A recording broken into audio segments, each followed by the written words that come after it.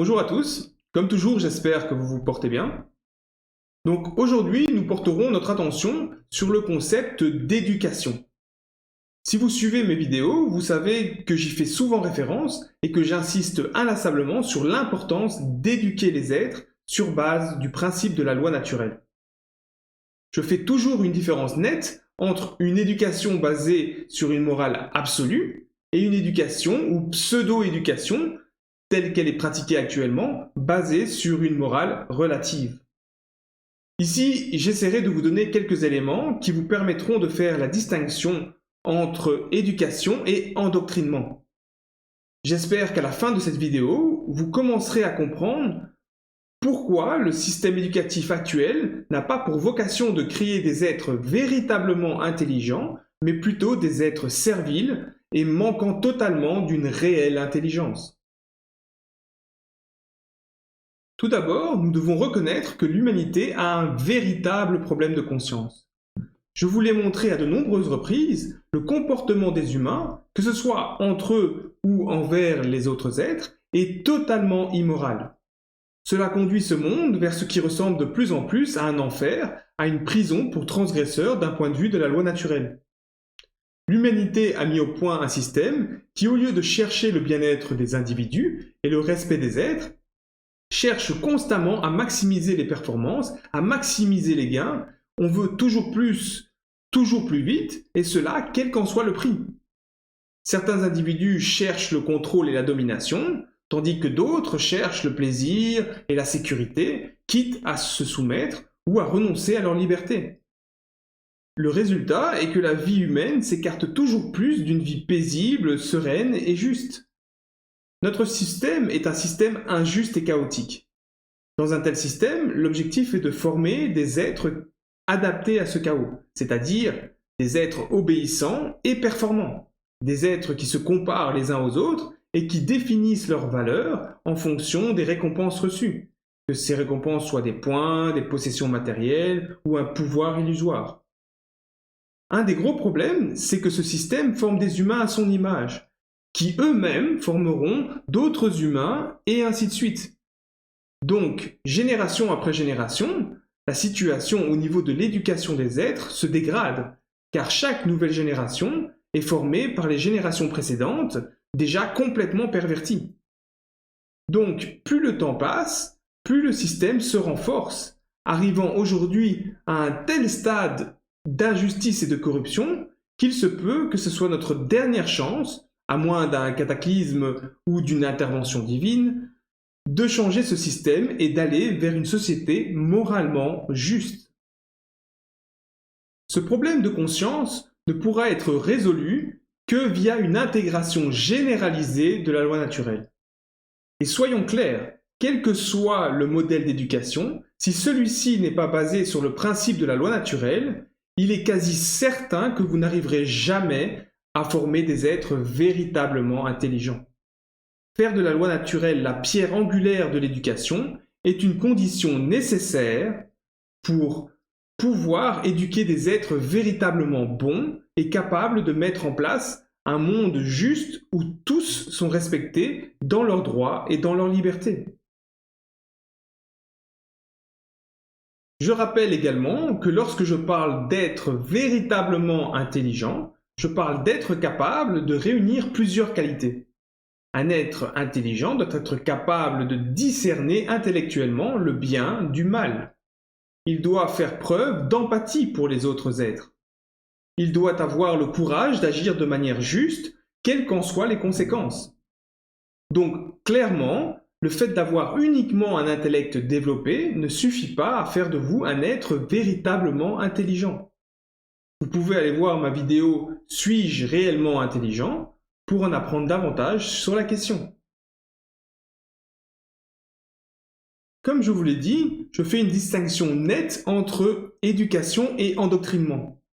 Dans les deux cas, l'objectif est de former un être, mais le résultat, au final, est totalement différent. L'éducation de son côté consiste à guider un être afin qu'il devienne un être libre, critique, autonome et intelligent. L'objectif est ici de créer un être qui vivra en respectant ceux qui l'entourent et qui défendra la liberté et la justice avec un grand J, sans peur et sans reculer face au mal. L'endoctrinement, de son côté, consiste à formater un être servile, obéissant, contrôlable et manquant d'intelligence. L'objectif ici est de créer un parfait petit automate au service d'un système qui le domine. Un être prêt à violer les droits de ceux qui l'entourent s'il en reçoit l'ordre de ses maîtres ou que c'est avantageux pour sa personne. Vous voyez dans ce tableau quelques caractéristiques de l'éducation. L'éducation est basée, comme je l'ai dit, sur la loi naturelle et donc sur le principe que la morale est absolue, qu'elle ne varie pas en fonction des époques, du temps ou de l'humeur des hommes politiques ou religieux. Elle se base sur un refus de toute autorité, si ce n'est l'autorité que l'on a sur soi-même. Ici, on attend que l'individu soit capable de se contrôler lui-même, sans qu'aucune violence ne soit nécessaire pour qu'il respecte ceux qui l'entourent. L'éducation développe l'empathie et ouvre le cœur. L'éducation cherche à développer l'esprit critique et rationnel. Elle encourage l'individu à remettre en cause les informations qui lui sont présentées. Elle lui apprend à argumenter lorsqu'il expose ses idées. L'éducation ouvre l'esprit des individus au mystère de cette réalité. L'éducation offre les outils nécessaires pour que les individus aient le courage de rester justes et de tenir face au mal, et cela même lorsqu'ils sont désavantagés en termes de force, par exemple. On pourrait sûrement ajouter d'autres éléments à ce niveau-ci, mais je pense que vous commencez à comprendre l'idée. Comme je l'ai dit, l'éducation vise à la formation d'un être souverain et moralement bon. Si on regarde en parallèle, on voit que l'endoctrinement possède d'autres caractéristiques qui sont à l'opposé de celles de l'éducation. L'endoctrinement est basé sur le principe que la morale est relative, que ce qui est bien peut varier en fonction du discours du moment. Ici, on forme l'individu afin qu'il se soumette à l'autorité. Cette autorité extérieure à lui-même est présentée comme légitime et il se doit de lui obéir s'il veut être qualifié de bonne personne. Souvent, l'endoctrinement n'accorde aucune valeur à l'empathie. Au contraire, la compétitivité est encouragée. Au final, c'est chacun pour soi et l'objectif est de se situer en haut de la pyramide, quitte à écraser tous ceux qui se trouvent sur notre chemin vers la gloire. Dans le cas de l'endoctrinement, lorsque l'on parle d'esprit critique, c'est en fait esprit critique par rapport à ce qui sort de la propagande officielle. Il faut avoir une foi aveugle dans le discours des autorités, car, après tout, elles savent mieux que nous ce qui est bon pour nous. L'endoctrinement juge toute idée sortant de la doctrine officielle comme stupide, fausse et ne valant même pas la peine d'être investiguée.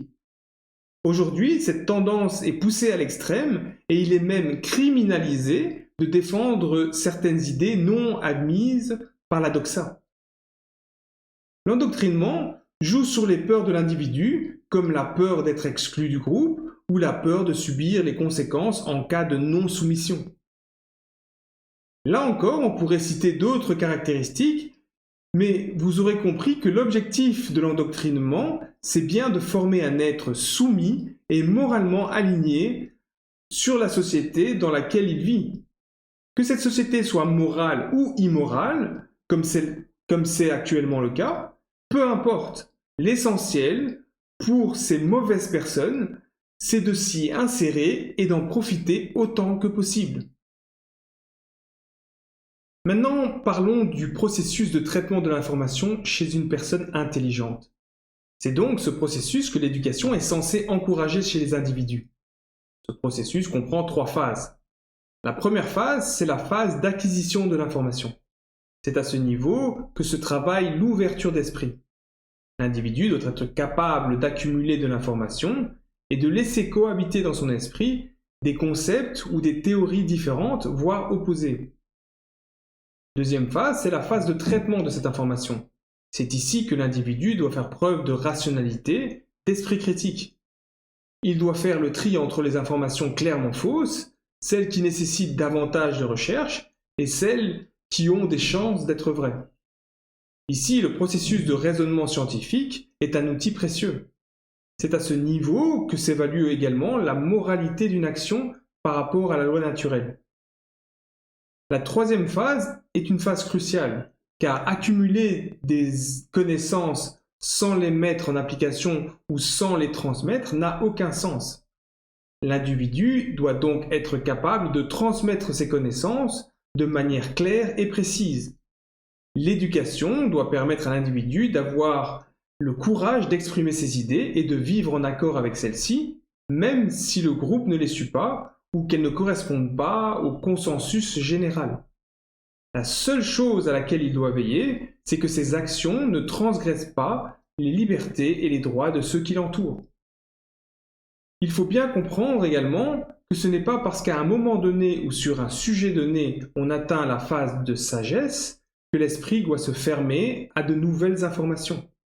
Ce processus est un processus continu. Il est donc clair que les matières traditionnelles comme les mathématiques, les langues, les sciences, la philosophie, les arts, le sport et d'autres choses ont tous leur place dans la formation de l'esprit et du corps d'un individu. Mais il faut bien comprendre qu'ils n'en constituent pas l'essentiel. On peut très bien former un être véritablement intelligent, même si cet être reste incapable de résoudre une équation ou de citer la liste des présidents successifs d'un pays, par exemple. Dans le cas de l'être humain, le rôle d'éducateur est actuellement celui des parents et de plus en plus celui du système à travers l'école et les médias. L'éducation est présentée comme le moyen permettant à l'individu de prendre sa juste place dans la société. On promet de fournir à chacun les mêmes chances dans cette société injuste et pyramidale. Il faut être conscient que les systèmes utilisant l'endoctrinement essaieront toujours de faire passer ce formatage comme de l'éducation. D'ailleurs, si vous écoutez les pédagogues et autres politiciens chargés de l'éducation, ils n'ont de cesse de prôner le développement de l'esprit critique, l'importance du libre examen. Mais quand on y regarde de plus près, est-ce que l'on peut vraiment dire que le système éducatif développe l'esprit critique ? Il semble plutôt que l'esprit critique est autorisé uniquement dans les limites admises par le système, sous peine d'exclusion ou d'attaque allant même jusqu'à des violences physiques. Ici, on a perverti le sens du mot éducation, comme on a perverti le sens du mot liberté dans les systèmes totalitaires. Une dernière remarque que je ferai ici avant de passer à des exemples plus concrets, c'est que, comme je l'ai déjà dit dans ma vidéo Comment éduquer un enfant, les enfants sont dans un cas particulier. Ils sont en apprentissage. Leur esprit et leur corps sont en formation. L'objectif est donc d'arriver le plus rapidement possible à en faire des individus indépendants et justes. Donc, dans le cas d'un être en formation, un être n'ayant pas la possibilité de totalement intégrer le fonctionnement de la loi naturelle, il est raisonnable de lui imposer certaines limites. Et ici, j'insiste bien sur ce mot « certaines », car ces limites doivent être minimum, juste suffisantes afin de s'assurer que l'enfant apprenne sans se mettre en danger ou sans mettre en danger ceux qui l'entourent. Ok, donc maintenant, voyons ce qui est appelé éducation dans nos sociétés. Commençons par la soumission à l'autorité. En effet, s'il y a bien une chose que l'on apprend aux enfants, que ce soit à la maison ou à l'école, c'est l'obéissance aux autorités. Les enfants doivent se soumettre à l'autorité des parents, se soumettre à l'autorité des professeurs, qui eux-mêmes semblent soumis à l'autorité des directeurs, etc., etc. Donc, dès le plus jeune âge, on forme l'esprit des enfants afin qu'ils établissent mentalement une pyramide de pouvoir. Et donc, très vite, l'enfant intègre qu'il est normal que des êtres soient soumis à d'autres et que cela est nécessaire pour le bon fonctionnement de la société. Soyons clairs, cette conception est complètement fausse en plus d'être moralement injuste. On voit très clairement qu'ici au niveau moral, on est dans le relativisme pur et qu'on ne se base en rien sur la loi naturelle. De plus, il y a une acceptation aveugle de l'autorité sans pouvoir la remettre en question, simplement parce que c'est comme ça. On est donc ici clairement dans de l'endoctrinement. Si l'on souhaite véritablement éduquer un enfant, on devrait lui indiquer qu'il ne doit pas plus respecter son directeur d'école, qu'il ne respecte ses camarades ou qu'il ne respecte le chien avec qui il vit. Il n'a pas à craindre le directeur ou l'institutrice, il n'a pas à se sentir inférieur. Il faut donc inculquer aux enfants cette égalité de droits entre les êtres. Il faut lui faire comprendre que même si chacun peut avoir des tâches différentes au sein d'un système, ces tâches ne donnent en aucun cas à la personne des droits ou des privilèges supplémentaires. Il en va de même pour les parents ou pour les autres adultes qui l'entourent. Ce sont des guides pour la formation de sa conscience, pas des maîtres. Un être même en cours de développement est son seul maître. Une remarque ici, c'est que souvent on énonce aux enfants toute une série de règles auxquelles ils doivent obéir sous peine de sanction. Ces règles sont souvent arbitraires et même injustes. Cette manière de faire formate l'esprit des enfants pour être de bons petits automates obéissants qui ne remettent jamais en question la justesse d'une règle, pour peu qu'elle vienne d'une autorité. En fait, au niveau du comportement, il n'y a qu'une seule loi à comprendre, c'est la loi naturelle. Ensuite, toutes les règles découlent naturellement du fait que l'on essaie de vivre en respectant la vérité qui est énoncée, c'est-à-dire l'égalité et la liberté naturelle de tous les êtres.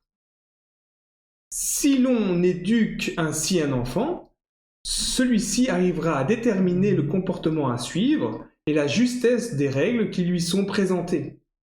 Il apprendra à ne pas suivre bêtement ce qu'on lui dit, mais à remettre en question tout ce qui lui est proposé et à réfléchir avant d'agir pour voir si son action est bonne ou non. Maintenant, prenons un autre exemple, celui de l'enseignement de matières telles que l'histoire et les sciences. Commençons par l'histoire. Il est communément admis que la connaissance de l'histoire est importante dans l'apprentissage. Après tout, on entend en permanence la phrase « Il ne faut pas répéter les erreurs du passé ».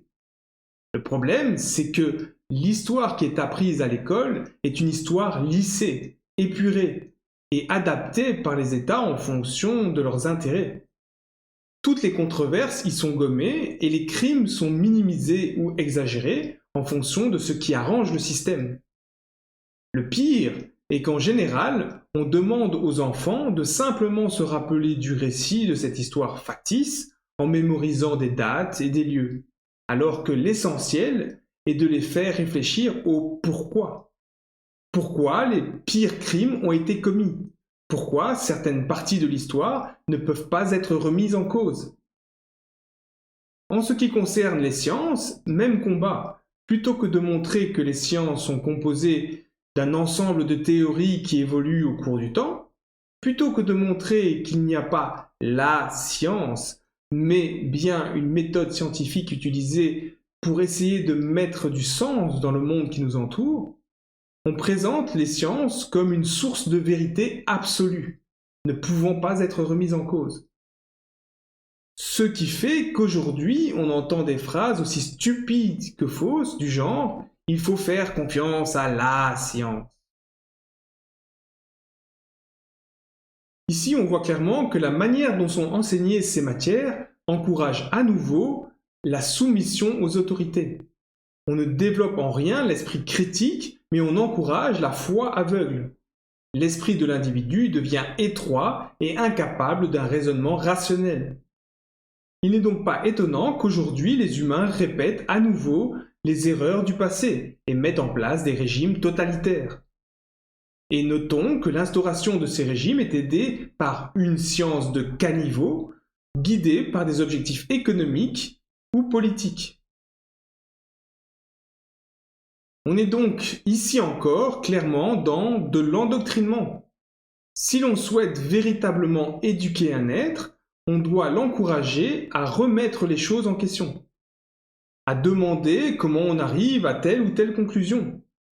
Il n'y a pas d'autorité dans ces matières.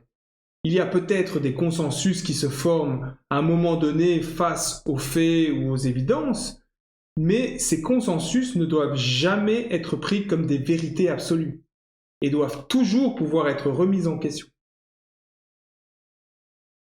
Dernier exemple que je prendrai ici, c'est cette volonté d'inculquer le conformisme. Il y a cette idée apprise dès le plus jeune âge qu'il y a des normes dans la société et qu'il faut s'y conformer. Suivre ces normes est considéré comme la chose à faire, le bien. Ne pas le suivre, c'est mal. On essaie de créer un sentiment d'appartenance à une culture, à une nation ou à un groupe. On base cette appartenance sur des bêtises telles que la couleur de peau, le lieu de naissance, les uniformes, les rites, etc. On apprend ainsi à classer l'autre sur base d'éléments relatifs et superficiels. Clairement, ici, on n'encourage pas à l'empathie. On ne forme pas les êtres à avoir le courage de ne pas se conformer et de rester vrais par rapport à eux-mêmes. On critique ce qui est différent sur les bases d'une morale relative. Donc, clairement, ici, à nouveau, on est dans de l'endoctrinement.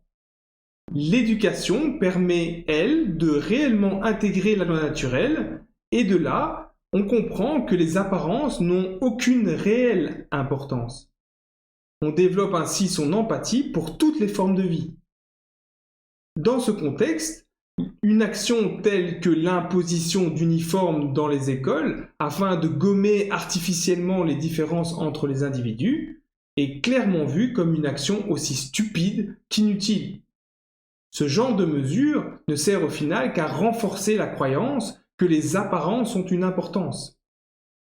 La réelle éducation consiste à apprendre aux enfants à respecter l'autre en dépit des apparences et à les encourager à exprimer leurs différences comme bon leur semble. Ici, je pourrais continuer à vous donner d'autres exemples, mais je vais m'arrêter là car je pense que vous avez compris l'idée. Dans la prochaine vidéo, je ferai un quiz sur cette différence entre éducation et endoctrinement. Ce sera l'occasion de vous présenter d'autres points où il pourrait y avoir confusion entre éducation et endoctrinement. Maintenant, pour finir, cette citation de Maximilien de Robespierre, un avocat et homme politique français du XVIIIe siècle. Il est l'une des principales figures de la Révolution française et il meurt guillotiné en 1794. On attribue à cet individu le controversé le titre de libérateur pour certains, celui de tyran autoritaire pour d'autres. Mais quoi qu'il en soit, le messager n'a aucune importance. Seul le message compte.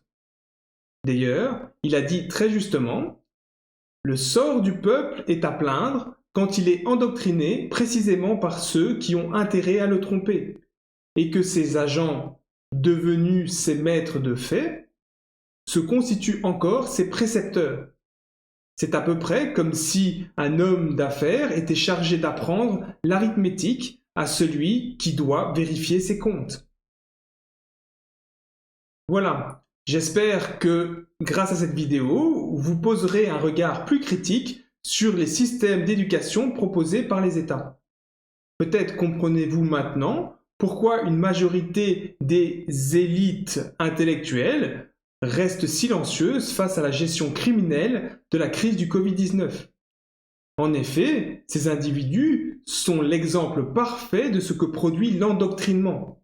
Des criminels ou des lâches n'osant pas aller à l'encontre des autoproclamées autorités. Le reste de la population est elle aussi endoctrinée et reste majoritairement incapable de remettre en question les dires des experts d'État, même lorsque ces dires vont complètement à l'encontre du bon sens. À travers mes vidéos, j'essaie de vous montrer qu'il ne faut pas prendre nos croyances comme des vérités absolues et qu'il faut être capable de les remettre en question. Il ne faut pas suivre aveuglément les soi-disant experts corrompus, mais toujours être critique face aux informations reçues.